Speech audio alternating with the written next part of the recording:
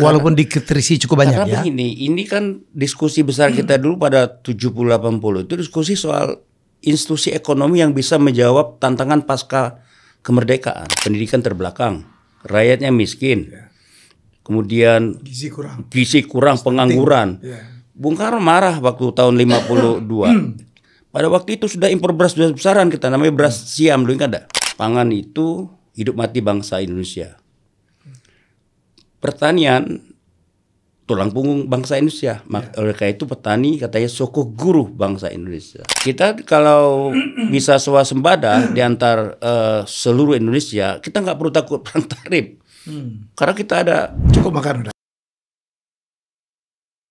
Assalamualaikum. Jadi ini tamu saya ini luar biasa ya.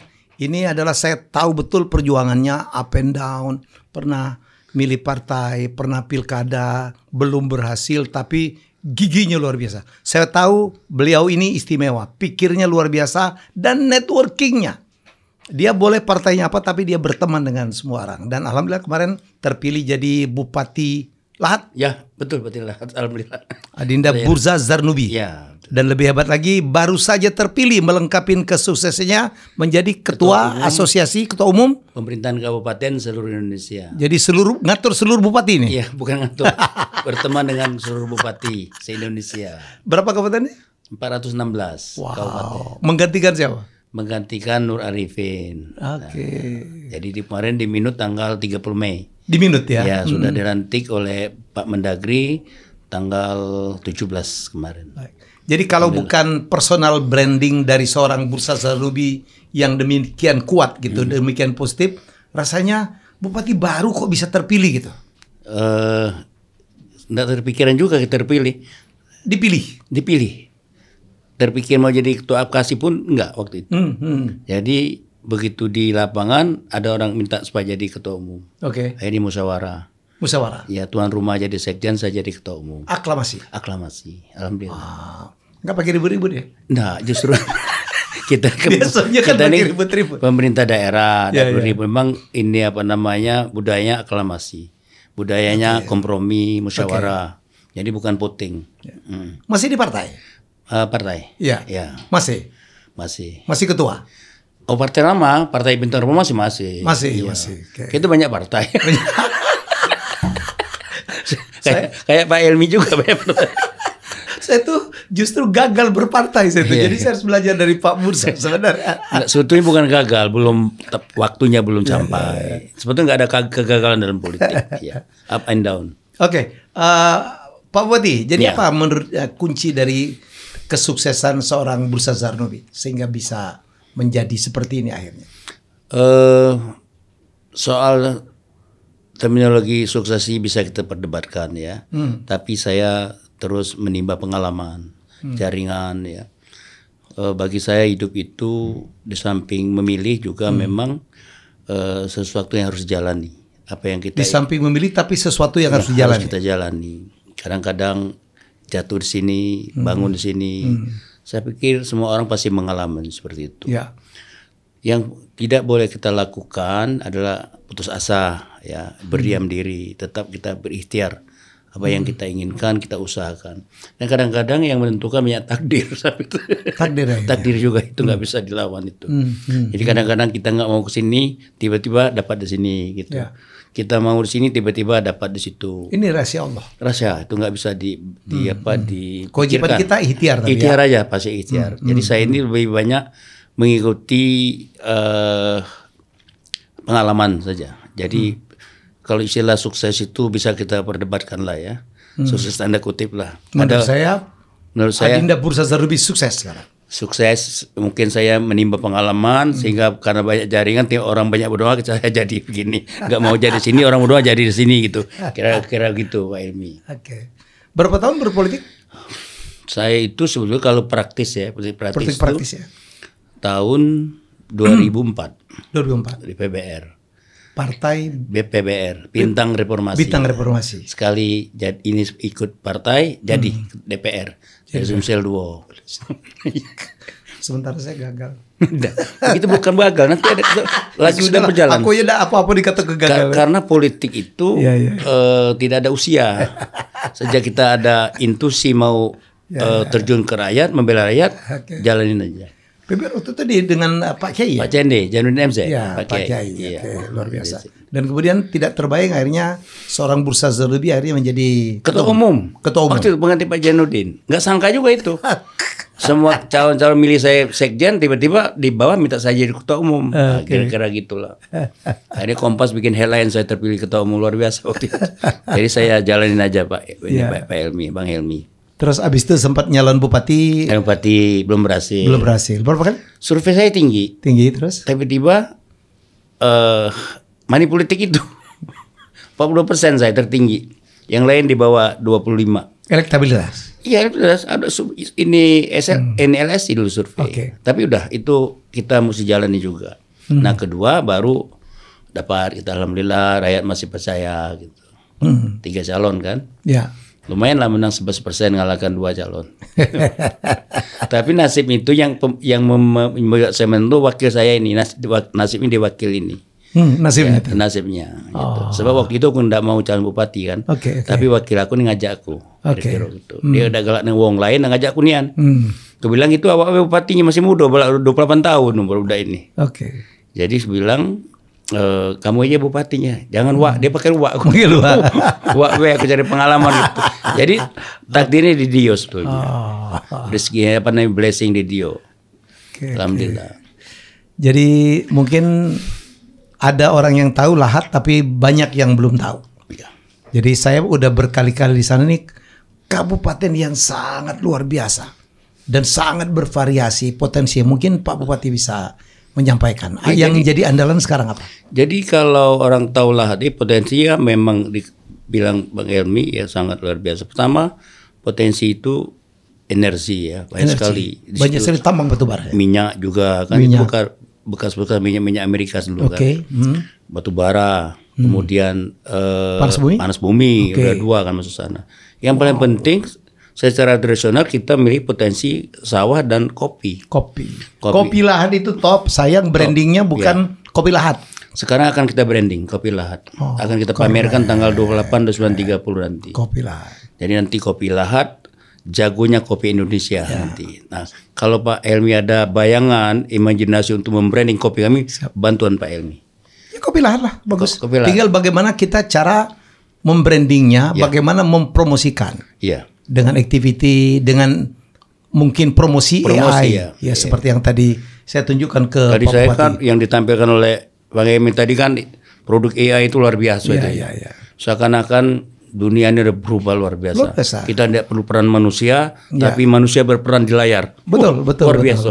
Artificial intelligence. Ya, jadi menurut saya ini penting dan ini akan memberikan lapangan kerja. Jadi nanti Pak Bupati silakan siapkan ya anak-anak muda. Kan sekarang kasihan banyak yang kena PHK ya, kena layoff. Banyak sekali. Ya, jadi kita bisa ajarin dengan online dan mereka nanti akan bisa nyari duit tuh. Nyari duit, dapat duit dari menjual itu dan mempromosikan daerah kita. Saya udah bilang di zaman online ini tidak boleh orang mati, tidak boleh orang nganggur. Betul. Karena kuncinya di kreativitas dan inovasi. Betul. Karena era digital ini semua orang hidup dengan caranya sendiri. Berkantor di rumah, berkantor di halaman, semua bisa. Tanpa ruang segede apa kayak dulu. Bahkan ke depan ini gedung-gedung tinggi tak perlu lagi. Orang bekerja dari rumah, bisa bekerja dari daerah pertanian di Lahat, tapi bisa mengontrol perdagangan. Betul.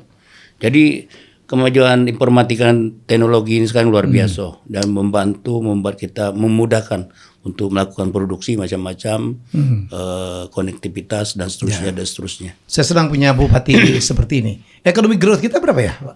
Ekonomi growth sekarang ini di bawah 5. Di bawah 5. Ya 4,8 ya mestinya. Memang kita ada optimismenya Pak Prabowo 8%. Karena itu kita berkewajiban untuk menggalang kekuatan daerah ini menjadi pusat pertumbuhan. Sentra pertumbuhan termasuk adanya koperasi desa Merah Putih ini akan kita konsolidasikan jadi sentra pertumbuhan Indonesia. Nah dengan itu bisa mencapai 8% beberapa tahun ke depan.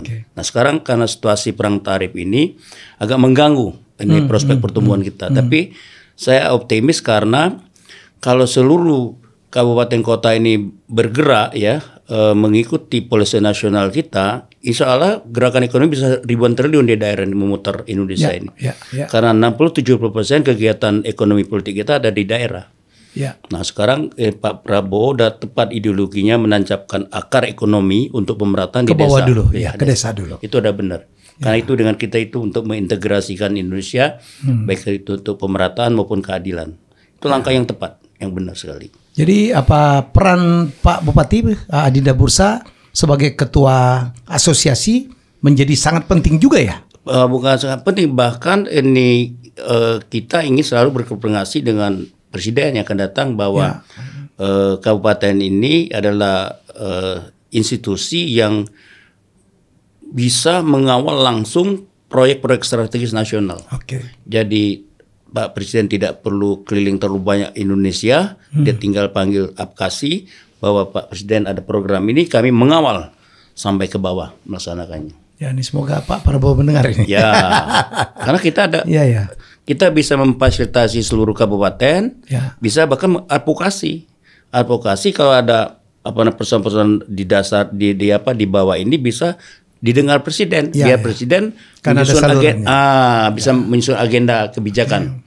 Oke, balik ke lahat sendiri barangkali bisa menjadi percontohan. Ada energi, ya kan, ada padi, padi sawah. Sudah swasembada? Kita akan memulai swasembada karena problem kita begini, Pak Emni. Problem kita itu adalah di irigasi. Hampir seluruh. Karena di atas gunung ya? Oh bukan, itu Gunung Dempo lain lagi itu. Karena irigasi kita ini hampir 45% tidak berfungsi. Jadi produktif. Irigasinya? Iya, maka produksi yang dulu dibangun zaman-zaman Belanda gitu? Iya, udah banyak hancur. Karena apalagi di lahan hancur semua kan. Makanya sekarang ini udah tepat Bapak Prabowo itu membangun irigasi itu untuk swasembada. Nah kita memulai dari lahan. Jadi lahan ini mau kita jadikan pusat swasembada nanti. Kami punya lahan lebih kurang 22 sampai 28 ribu hektar. Nah kalau ini panen 3 kali setahun, akan ratusan ribu ton nanti akan menghasilkan padi. Dan beras lahat itu salah satu yang terkenal dulu zaman dulu. Sangat terkenal. Ya, nah kita akan lebih hebat dia kalau dilakukan mekanisasi, ya melalui mekanisasi. Jadi kita akan gunakan cara-cara modern, bukan cara-cara lama selama ini. Soalnya agenda kita ke depan Januari kita sudah membangun 4 irigasi senilai 400 miliar nanti. Ya, saya lanjut ini. Saya ini adalah peminum kopi. Dinda Bursa, saya itu 5 gelas sehari minum kopi gitu. Jadi saya tahu lahat itu 1 tahun berapa ton produksi? Lebih kurang 54 ribu ton. Termasuk salah satu produser kopi terbesar di Sumsel. Di Sumsel. Ya. Dan Sumsel itu sebetulnya kopi terbesar di Indonesia. Dia tuh di 4 kabupaten, Lahat, Pagar Alam, Empat Lawang, dan Murenim. Kopi Semende. Kopi Semende. Nah itu kopi Semende. Totalnya itu 180 ribu ton kalau diintegrasikan. Nah kita tadi ingin rencana ke depan mau bikin industrialisasi kopi. Iya, jangan jual biji Pak. Jangan biji, seperti kapal api.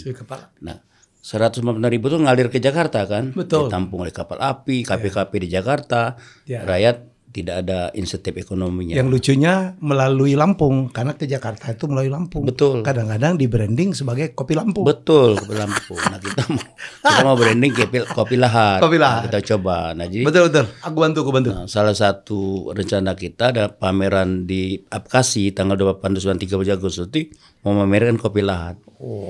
Jadi Lahat itu banyak ratusan home industry. Kopinya macam-macam, ada merek A, merek B, merek I, semua. Terus? Gak ada lahatnya. Gak ada lagi? Gak ada. Keliru ya? Keliru sekali. Kalau di Aceh ada Gayo kan. Itu kan kumpulan kopi-kopi tapi di branding Gayo. Kopi Gayo. Kemudian kopi yang Minahasa itu di branding jadi kopi Toraja gitu. Nah kita ratusan nanti kita siapkan aja bubuknya, kita yang packingnya gitu loh. Kopi Lahat gitu. Jadi pemerintah siapkan nanti. Mestinya roasting ya, kemudian juga penggilingan segala macam kita bikinnya di Lahat. Iya Lahat, mesti di Lahat. Tapi baru di branding. Enggak apa-apa, industri hidup sendiri, tapi packingnya dari kita. Betul. Kopi Lahat itu. Nah, mereka semua ada 100 merek. 100 merek. Jadi Lahat nggak terkenal. Kita tuh Arabica atau Robusta ya? Robusta 80%. 80% Robusta. Sisanya Arabica. Arabicanya ada ya? Excelsa sama Liberica. Ya sedikit. Oh Liberica pun ada? Ada sedikit. Gila. Ya. Sebenarnya Lahat itu bisa sejahtera dengan kopi, Kalau energi iyalah. Asal ya. kita reformasi, Ya. modernisasi kopi seperti Vietnam. Vietnam itu satu pohon bisa 5 kilo sampai 6 kilogram. Ya. Bahkan 8. Ya. Di Lahat itu karena kopi tidak ada peremajaan, dia cuma 1 kilo, 1,5 kilo. Jadi 1 hektar cuma 1 ton. 1,5 ton. Di sana bisa 6 ton, 7 ton. Ya. Maka dia kopinya nomor 2 di dunia. Iya, nyusul. Ya. Iya, nyusul. Dan dalam 1 hektar dia bisa 6.000 pohon dia. Kita cuma 3.000. Karena pakai teknologi, Pak. Teknologi. Jadi akhirnya teknologi. Mekanisasi. Betul. Pemupukan, irigasi. Ya. Jadi itu jalan-jalan. Pembibitan yang benar ya. Saya ini Bang Helmi, dalam waktu dekat saya tidak terlalu lama mau ke Vietnam, mau belajar, mau lihat kopi mereka, mau lihat padi mereka. Ya. Jadi kita perlu belajar orang maju kan, karena mereka baru merdeka, tapi lompatan industri pertanian luar biasa. Bayangan kita punya benur di sana jual udang. Paten Vietnam itu aku dengar ngambil dari Palembang. Sekarang mereka lebih banyak memproduksi paten daripada. Jadi yang lucu, bibit lobster itu kan banyak di Indonesia. Iya benur. Nomor 1 di dunia produksi di Vietnam. Luar biasa kan? Iya.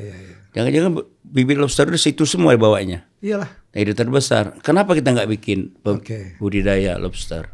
Padahal katanya ekspor benur nggak boleh. No comment. Jadi maksud saya itu kenapa Vietnam bisa? Begini, kenapa kita harus bukan mau ini, kita mau belajar. Vietnam tuh hampir cuacanya sama. Iya. Ada panas, hujan. Kecuali yang utara, ya ada musim dingin. Tropis, ya. Tapi di selatan tuh tropis sama kita. Nggak ada beda. Ya. Ikannya sama, sungainya sama. Ya. Orangnya juga mirip. Mirip. Iya. Cuman di situ 80% ateis. Di sini banyak beragama. Dan belakang kita dikit. Iya. Nah itu kehebatan orang Vietnam. Iya. Jadi walaupun dia ateis, dia menghasilkan produksi pertanian luar biasa. Bahkan mobilnya sudah ada di Jakarta. Iya, Finvest. Jadi luar biasa kemudian Vietnam. Dan dulu di bawah kita jauh gitu. Jauh sekali. Dia kan baru merdeka tahun 75. Iya. Tahun 86 baru reformasi Doi Moi. 86. Jadi 86 sampai sekarang sekitar 30 tahun udah lonjak tinggi. Tapi apapun ya, saya senang sekali Pak Bupati mau belajar. Ya. Jangan ngata-ngatain orang tapi tidak belajar. Betul. Ya. Jadi saya berharap Adinda Bursa gitu bisa memimpin Lahat gitu menjadi salah satu kabupaten terbaik Indonesia. Insya Allah akan kita coba. Meningkatkan PAD. Kira-kira PAD paling besar nanti di mana? Pariwisata mesti bisa didukung dong. Oh, kita bikin pariwisata ini APBD 29 miliar baru di kota nanti. Nanti Pak Helmi saya undang. Insya Allah. Waktu persemian Desember nanti. Apa hotel? Bukan pariwisata, pusat wisata. Oh. Dulu ada di Rebang Kemambang, itu lebih kurang 11 hektar, ada danaunya, ada hancur nggak Oh, ini dipelihara. apa? Semacam apa? Timpak, taman bermain. Taman bermain, ada air terjun, ada mini zoo, macam-macam nanti. Wow. Terbaru lah. Kalau kita nunggu dari lain-lain nggak bangun, jadi kita APBD aja kita gunain. Udah swasta udah mulai ada yang masuk? Swasta mau CPO, pabrik CPO. Per CPO. Kan di Lahat itu ada sekitar. Ada sawit juga. Oh, sawit banyak. Justru di Lahat itu banyak sawit. Nah, yang sawit rakyatnya ada 18.000 hektar. Nah, ini yang swasta masuk mau bikin CPO. Ngambilin, mengkolek yang punya tandan-tandan dari yang tanah rakyat ini. Ya. Kalau yang korporasi ada sendiri mereka. Ya. Rata-rata punya pabrik CPO semua. Kalau bisa Pak Bupati di-push jangan cuma berhenti di CPO ya. Memproduksi turunan-turunannya ya. Minyak goreng, apa sabun, segala macam. Kira-kira. Jadi membuka lapangan itu. Kalau pengangguran ada berapa persen di? Kalau pengangguran standar nasional ya, 14%, 14%. 14%. Tapi kalau kita lihat secara keseluruhan sih lebih ya. Kalau kita lihat sebenarnya lebih dari itu lah. Ya. Bisa 20-30. Tapi karakter orang-orang di Palembang terutama di Lahat ya. Semuanya ramah, apa maksudnya alamnya ramah, subur gitu. Subur. Jadi dia tuh tidak perlu harus begawi juga lah ya. punya sawah gitu, ngambil ikan tinggal mancing gitu ya. Itu dulu, sekarang tidak lagi. Oh, tidak lagi. Kalau dulu ya air sungai diminum langsung gitu tahun ya. 70. Paling dia perlu duit untuk merokok, beli garam sama gula. Dulu itu kan ini sayur mayur ada di halaman tangga. Tinggal ngambil. Sekarang semua beli di pasar. Yang beli cuma garam, kecap, gula sama rokok. Sekarang semua beli di pasar, padahal di kebun tinggal. Nah, itu yang apa namanya perubahan yang nggak terkirakan itu. Pesan di situ tuh. PR juga tuh untuk Pak Bupati. Ya, saya akan kampanyekan setiap halaman harus menanam. Tahu cung kediri enggak? Cung kediri tahu lah. Tanpa cucung tanpa saro. Nah, itu. Cung kediri itu khas Sumsel ya, itu Tomat. kayak tomat, Ya, tapi kecil. lebih kecil, Dan kulitnya tebal. kulitnya tebal. Asam rasanya. Untuk sambal sama untuk Top lah. top lah. Kalah lah pokok tomat-tomat ini kota itu. Iya, cung kedira. Kalau campur ikan panggang, wah mantap bener. Mertua lewat kita kali ya. Dari jenguk. Monas juga jengukan. Mertua lewat di belakang. Nah, zaman dulu kan di halaman nenek kita tuh kan ada terong, ada serai, ada rumai, tahu rumai. Tahu. Aduh kalau sekarang dekati lagi. Ya, Kok masuk Palembang. Kadang lucu ya kan.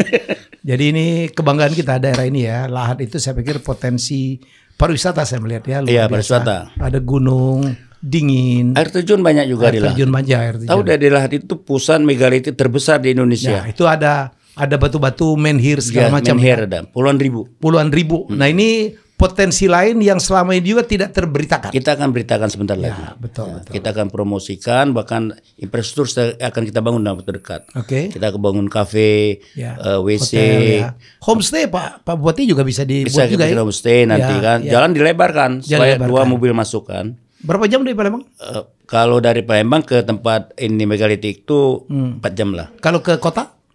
Dari mana? Dari Palembang Ke Kota Lahat ke Kota Lahat 3 jam setengah. 3 jam. Ke megalitik dari Lahat kira-kira 30 menit. 30 menit. Dekat sekali. Wah, keren ya. Kan supaya orang bisa datang sana kan supaya ada kafe kan, ada Ya, ya. kamar mandi, WC dan seterusnya. Punya teh juga.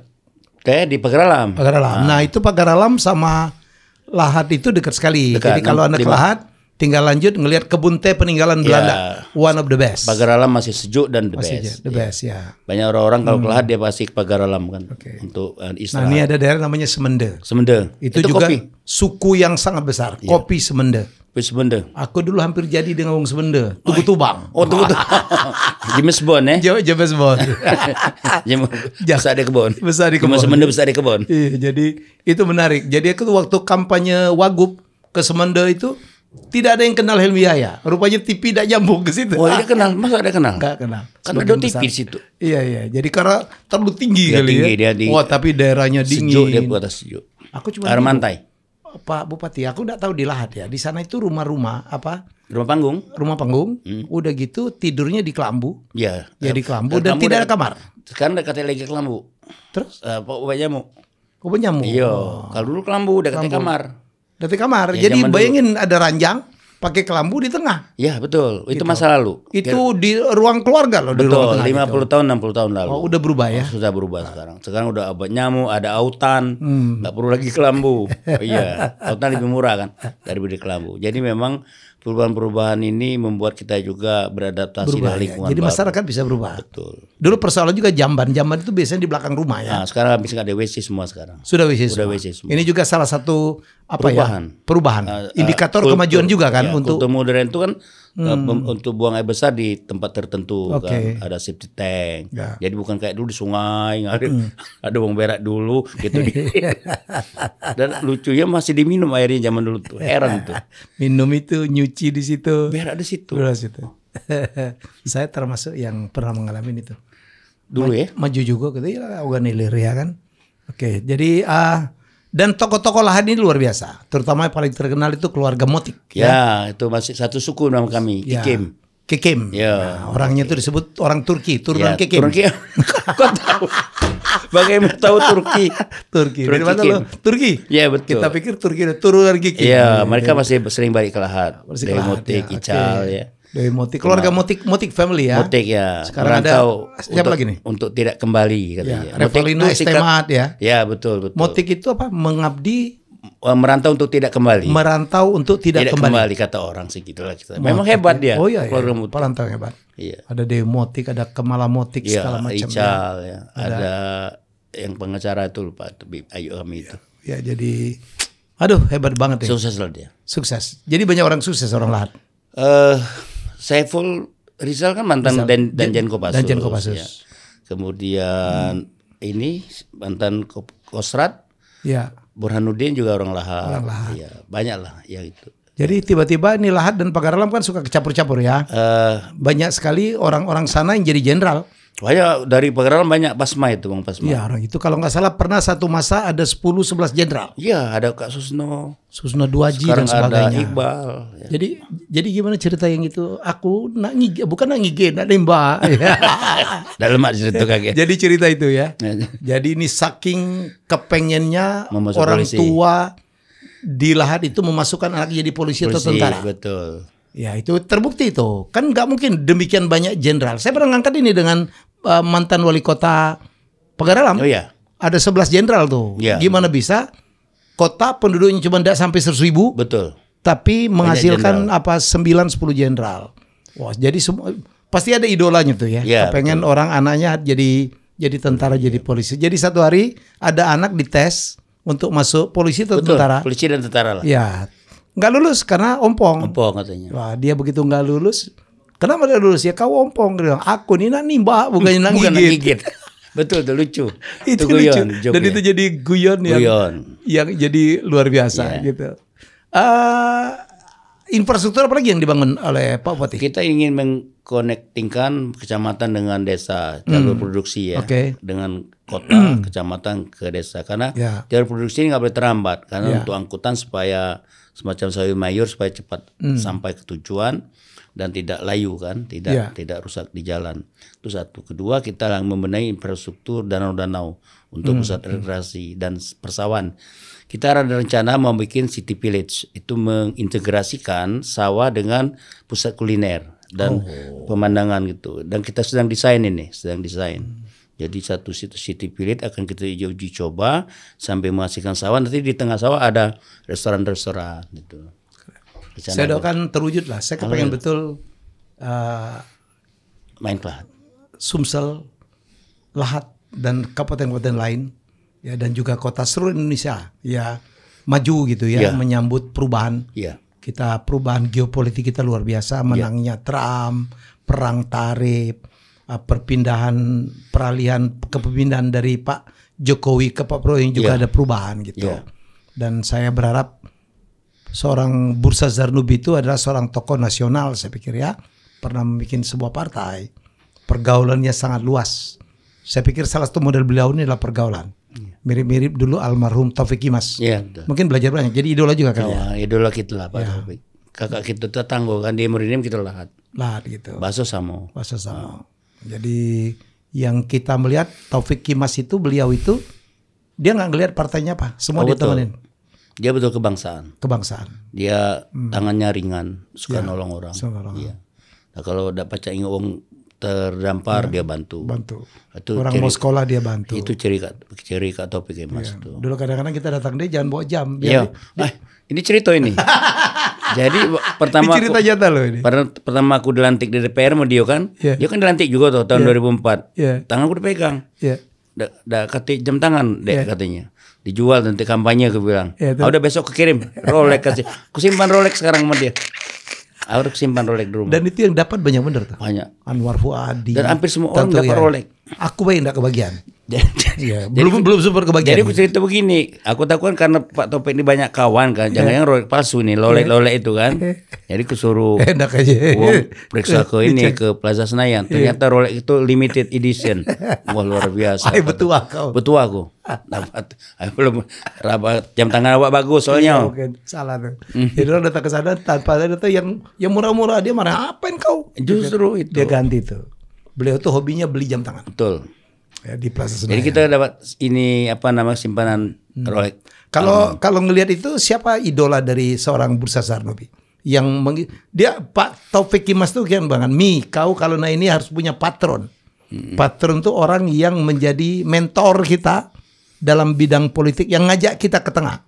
Kalau seorang Bursa Zarnubi siapa? Kalau saya itu begini, saya itu sering baca biografi orang kan. Jadi saya mau nimba pengalaman dari orang yang punya gagasan besar di dunia, perubah dunia. Misalnya saya senang baca buku apa namanya Mao Zedong, Sun Yat-sen, saya suka itu. Terus Khomeini, ya, kemudian tokoh-tokoh dunia, besar dunia ya. Maksud saya sebuah pemikir besar itu saya sering baca lah, ya, karena kami aktivis kan. Itu yang nempah kita sebetulnya, patron kita di situ bahwa kita sampai hidup sini ini sebetulnya patron kita itu dengan pengalaman itu sendiri. Kita digerakkan oleh pikiran, oleh tokoh-tokoh yang mengubah dunia. Ya tokoh-tokoh yang mengubah dunia kayak Pak Helmi, kayak Pak Taufik, itu tokoh-tokoh pengubah dunia. Kemudian siapa nggak kenal sama Deng Xiaoping, transisi ke penyelesaian sosialisme ke kapitalisme, jadi Cina sekarang kan.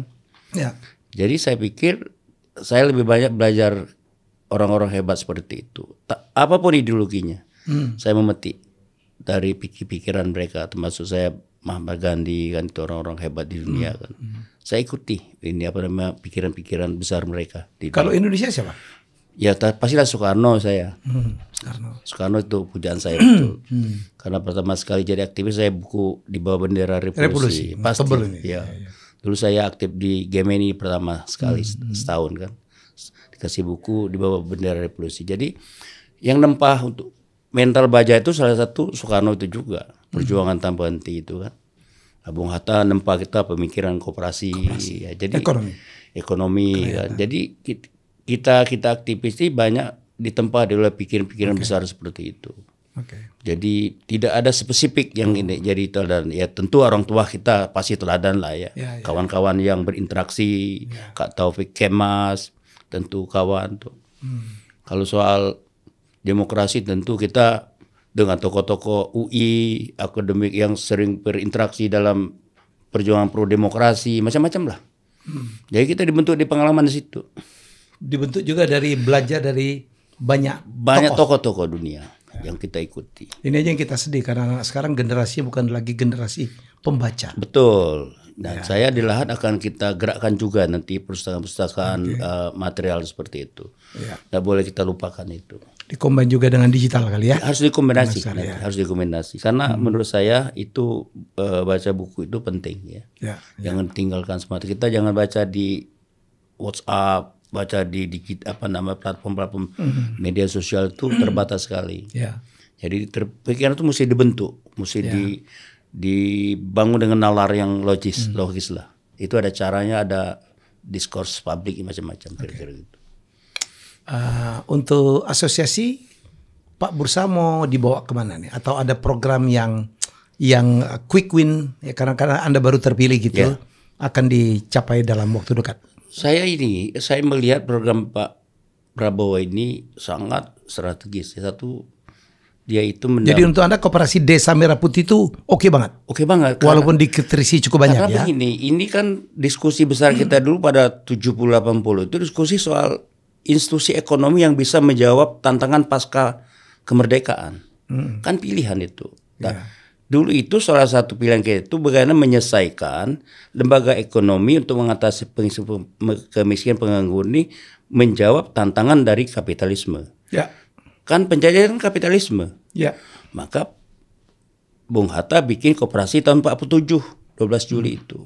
Itu salah satu instrumen ekonomi yang sesuai dengan ini pasal 33 Undang-Undang Dasar 45, yaitu ekonomi diusahakan secara bersama, dimiliki bersama untuk keuntungan bersama. Ya koperasi itu. Cuman kita gagal di dalam melakukan pelembagaan ekonomi koperasi ini karena kita udah terlalu terlanjur dengan rezim developmentalis itu, yaitu kapitalisme. Nah, kehadiran Pak Prabowo menghadirkan koperasi dan swasembada pangan, kemudian prioritas pendidikan, saya pikir itu satu jalan. Karena itu seluruh proyek itu untuk menjawab tantangan kita pasca kemerdekaan. Karena kemerdekaan itu karena apa? Pendidikan terbelakang, rakyatnya miskin, kemudian gizi kurang, pengangguran. Bung Karno marah waktu tahun 52. Pada waktu itu sudah impor beras besar-besaran kita, namanya beras siam, dulu kan ada. Beras mangtai. Jadi Soekarno udah marah kita impor, maka dia bikin IPB. Institut Pendidikan Bogor itu menjawab swasembada sebetulnya. Nah, Bung Karno itu berdiri waktu Bung Karno pidato di UI 52 berdiri IPB itu dalam rangka menjawab impor itu dari dulu itu.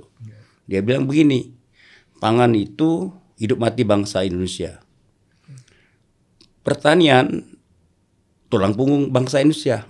Oleh karena itu petani katanya soko guru bangsa Indonesia. Jadi kita nggak boleh melupakan petani. Nah inilah konteksnya Pak Prabowo mau menghidupkan pertanian. Itu marhen itu ya? Bukan marhen. Bukan. Marhen itu beda lagi. Itu beda lagi. Marhen itu konteks lain. Tapi kita juga harus berterima kasih dengan Pak Harto juga ya yang mewujudkan swasembada. Iya dia swasembada. Irigasi, impres, banpres ya. Seluruh presiden kita harus terima kasih bahwa ada andilnya semua. Ada. Itu kan sejarah ya. Sejarah itu mesti kita nilai. Tetapi ada yang dilupakan oleh penduduk-penduduk itu dibangun lagi oleh Pak Prabowo. Apa itu? Koperasi itu. Membangun dari desa.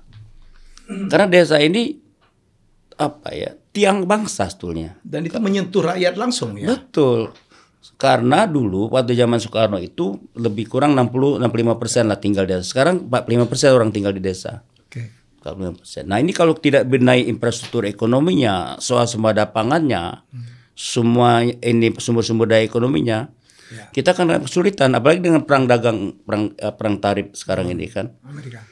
Kita kalau bisa swasembada di antar seluruh Indonesia, kita nggak perlu takut perang tarif.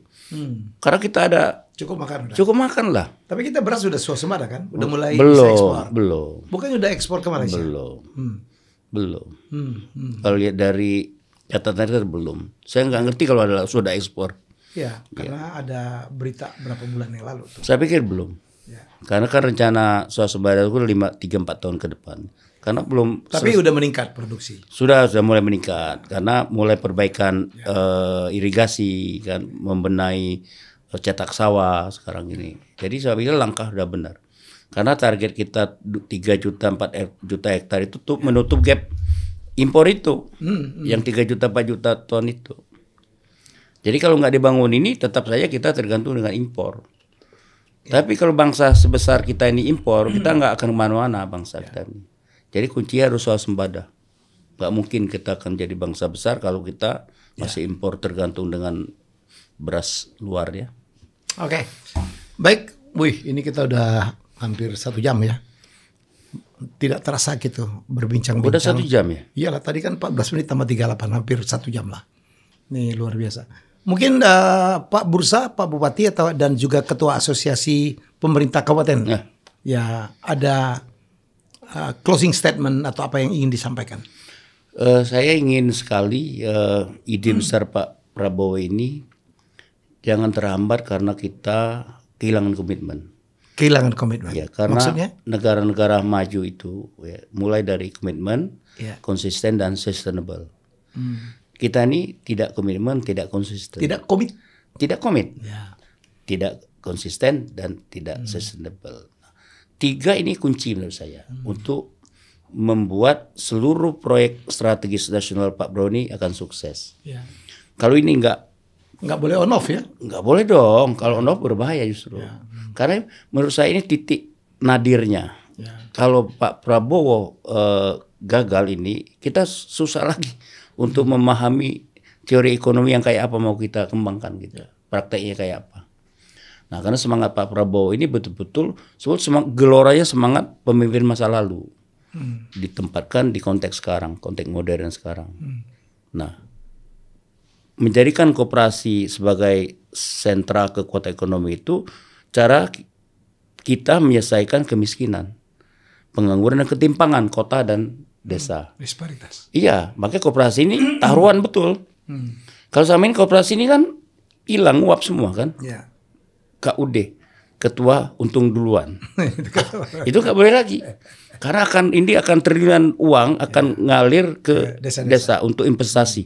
Investasi perdagangan, investasi obat-obatan, investasi pertanian macam-macam. Jadi kalau tidak dikelola dengan manajemen yang bagus, saya pikir akan kesulitan besar ke depan ini. Kita bangsa kita. Oke, semoga tinggal kita bagaimana mengawalnya. Betul. Nah, kadang-kadang ide besar itu gagalnya di penerapan. Disinilah pentingnya APKASI mengawal kebijakan strategis nasional Bapak Presiden Prabowo. Jadi aklamasi dukung ya? Ya. Insya Allah APKASI mendukung. Akan kawal semua proyek-proyek untuk kerakyatan, untuk pengentasan kemiskinan, pengangguran dan pemerataan di Indonesia. Karena sekali lagi banyak sekali proyek besar, program besar, tapi kadang-kadang pelaksanaannya di bawah. Ada oknum, ada sistem yang tidak jalan ya kan. Jadi semoga mari kita sama-sama menjaga, mari kita sama-sama mengawasi. Betul. Mari sama-sama mengawal. Betul. Ya, jadi jangan terjadi apa-apa di sekeliling kita dan kita melakukan pembiaran. Karena ini APBN kita sudah cukup besar sekarang. Ya. Apalagi ada dana antara ini kan. Ya. Dan dana antara ini kan holding gede sampai puluhan ribu triliun. Ya, 14.000 sekian triliun. Lebih kurang lah. Nah ini kalau holding segede ini nggak bisa membiayai strategi pembangunan kita, menginvestasikan bangun kita, udah repot kita. Baik, Pak Bupati, terima kasih. Ya, saya doakan sukses. Ya, saya ingin satu ketika kalau nanti kita panen padi dan irigasi teknis, saya mau undang Pak Helmi ke Lahat. Cukup siapkan kopi aja. Ya, saya kopi akan siap kopi. Saya minta bantu branding kopi Lahat. Ya, saya komit saya ya ke siapapun ya. Siap. Apalagi ke ini adalah saya kenal bupatinya, saya kenal daerahnya, dan salah satu kebanggaan saya sebagai masyarakat Sumsel ya. Dan saya akan membantu sesuai dengan pengalaman saya. Terima kasih Bupati, sukses. Sama-sama. Tetap sehat. Sudah diundang nih. Insya Allah sehat. Itulah harapan kita, sehat itu aja dulu. Ini studio pertama loh ini. Yang pertama ya, tamu pertama untuk set ini. Begitu pindah aku yang diundang. Langsung, alhamdulillah. Karena istimewa. Mudah-mudahan berkah. Amin. Amin. Ya, berkat juga untuk kita bersama. Kita jumpa lagi dengan untuk bangsa Indonesia. Untuk Indonesia. Dengan tamu hebat saya selanjutnya. Bye bye. Assalamualaikum. Waalaikumsalam. Terima kasih.